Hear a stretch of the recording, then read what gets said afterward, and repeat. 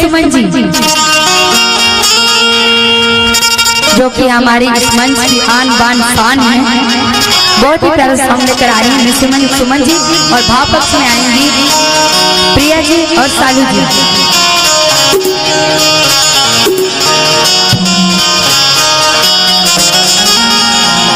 Hello hello hello ये बाजा बाजा ना बाजी हम अगले सॉन्ग में सुनाएंगे। हेलो हेलो कलाकार समझ चलाएंगे। तेरे बिना नहीं जीना रे, रो रो के मर जाना।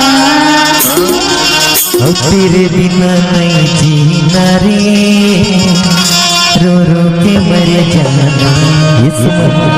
बोला ना तुम्हारा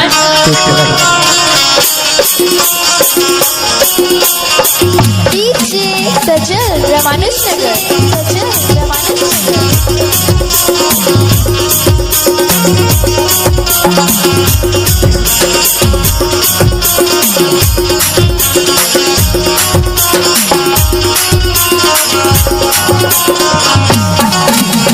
तेरे बिना नहीं जीना रे, रो रो के मर जाना।